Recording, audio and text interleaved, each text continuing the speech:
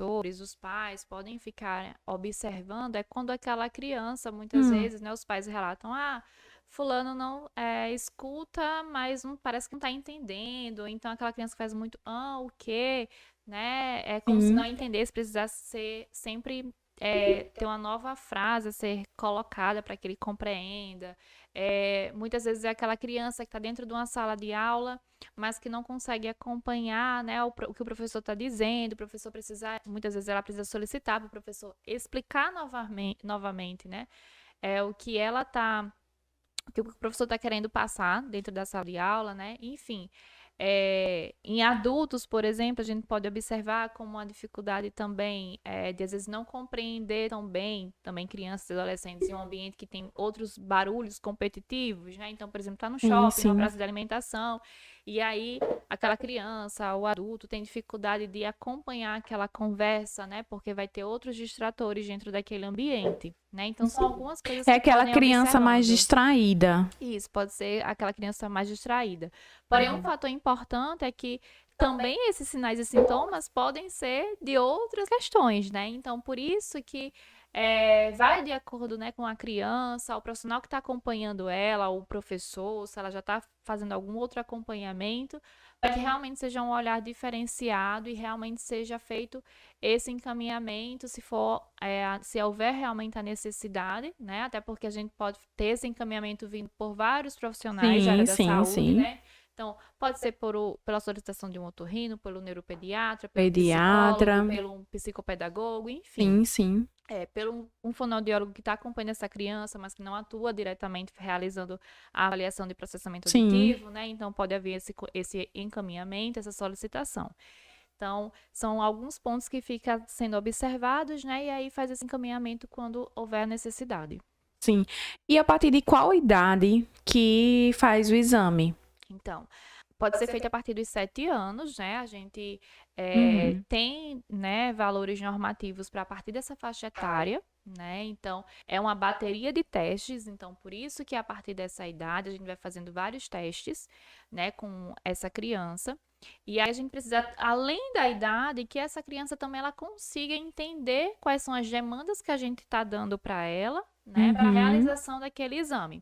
Então, muitas vezes pode acontecer que chegue uma criança para avaliação de, como já chegou para mim, de avaliação de processamento, foi encaminhada por o profissional, só que aquela criança ela não tem condições de realizar aquela bateria de testes, né? Sim. Então ela tem a idade, mas muitas vezes ela não tem um cognitivo para realizar. Então, por exemplo, se eu for dar uma demanda para ela que ela tem que repetir as 4 palavrinhas que eu preciso, ela não consegue entender que ela tem que Uhum. repetir para mim aquelas 4 palavras, né? Ela não consegue guardar aquela informação, né? Então, eu não consigo avançar com aquele teste, né? Sim, Com sim, ela. sim. Então, é um outro ponto que a gente também observa é se realmente aquela criança, aquele indivíduo vai ter condição de realizar aquela bateria de testes, né? E aí o profissional que vai estar fazendo essa avaliação, que vai estar observando realmente se vai ter realmente como fazer a avaliação ou não. E aí, como já também já fiz, a gente faz, se for o caso da criança, o indivíduo não poder realizar, a gente faz um relatório, né, explicando por que que não foi Explicando por que não realizado. fez. Isso, e aí que é para ser, claro, reencaminhado para Uhum. aquele profissional que solicitou, né? Para que ele entenda o porquê que a gente não fez, né? Não foi por não querer fazer o exame naquela criança, é porque realmente não havia condições para que aquele exame fosse realizado, para que aquela avaliação fosse realizada. E como funciona assim por cima, que eu sei que é muito longo, o exame é bastante longo, né? É cansativo, às vezes não fecha só em um dia, Não fecha. mas conta um pouquinho sobre como é o exame, essa Uhum. bateria de testes. Certo. Então, a bateria de testes, ela corre, né, em alguns dias, né? Então, a gente não faz um exame, diferente da gente chegar a fazer, vamos supor, fazer um raio-x, que a gente chega naquele momento, faz o raio-x e recebe o Uhum. resultado. A gente vai precisar que aquele indivíduo, ele vá a mais de uma vez ao consultório para a gente conseguir realizar essa bateria de testes, né? Uhum. Então a gente faz algumas orientações, então no dia anterior que tenha dormido bem, né? Naquele dia que tenha se alimentado bem, e se for criança, então que isso daí Uhum. realmente seja mais tranquilo possível, né? Porque se for uma criança que não dormiu bem, que não se alimentou bem, que vai fazer um teste logo pela manhã, então pode ser que aquilo possa interferir no teste. Porque quer queira, quer não, a gente vai ter também o comportamental daquela criança naquele determinado momento, né, que a gente está avaliando. Então, a gente precisa dar atenção daquela criança, né? Então, a gente precisa que esses pontos também estejam bem alinhados para que a gente consiga ter uma avaliação, né, fidedigna. Né? Então, que a gente fala que a avaliação do processamento auditivo é um recorte daqueles momentos que a gente está fazendo, né? Então, a gente precisa que essa criança esteja, ou aquele indivíduo, né, esteja bem para a gente conseguir ter o foco atencional bom e realizar os testes e ter as respostas auditivas que a gente precisa para avaliar as habilidades auditivas dela, né? E aí a gente vai fazendo isso em torno de 3 sessões, vai variar, em uma média seria disso, pode ser um pouquinho mais, a depender do caso. Sim. Né? Mas em média são essas sessões e aí posteriormente a gente faz uma outra sessão que é da devolutiva, né? Que aí a gente vai explicar todos os testes que a gente realizou, né? E o que foi dado de alterado ou não, se a criança ou se aquele indivíduo tem ou não transtorno de processamento auditivo, né? E quais foram as habilidades que a gente observou que tem as dificuldades. Aí se essa criança foi identificada que tem esse transtorno de processamento auditivo, aí existe um tratamento. Isso. Mas existe a cura? Ou como é que funciona essa questão? Então, a gente pensando, né, indivíduos que não têm comorbidades que geram impacto maior, então a gente vai fazer o quê? A intervenção, vai ter uma quantidade de sessões que a gente vai realizar e depois a gente vai fazer uma reavaliação. E dentro daquele período que a gente faz a intervenção, que é individualizada, né, toda programada para aquela pessoa, né, de acordo com as dificuldades que ela apresentou, a gente vai ver sim uma melhora dessas habilidades auditivas. E essa pessoa tende sim a sair de dentro do transtorno de processamento auditivo. Existem alguns casos, né, que a gente sabe que, por exemplo, vai ter alguns indivíduos que vão ter dificuldades no processamento dessa informação auditiva, né? Vai ter alguns casos que a gente não vai conseguir avaliar, né, como o caso, que são por esse exemplo, com comorbidades.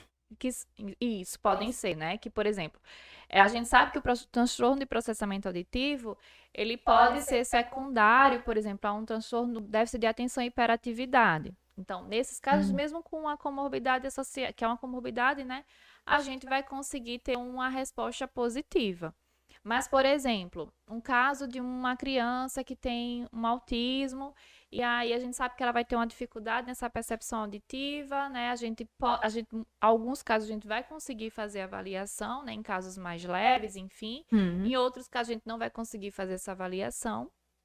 Então, em alguns casos a gente vai conseguir sim com que essa criança entre dentro do padrão esperado, mais próximo dessa normalidade. Em outros casos, a gente vai se aproximar, ou então a gente vai ter uma melhora para aquele paciente, mas a gente não consegue fazer com que ele entre dentro dos padrões de normalidade. Mas ele vai ter um ganho funcional, né, daquela percepção auditiva, das habilidades auditivas. Sim, né? sim. Por isso que é importante, né, é um ponto também que nós, como fonoaudiólogos, né, já sabemos que o autismo tem, né, várias questões que a gente precisa trabalhar, né?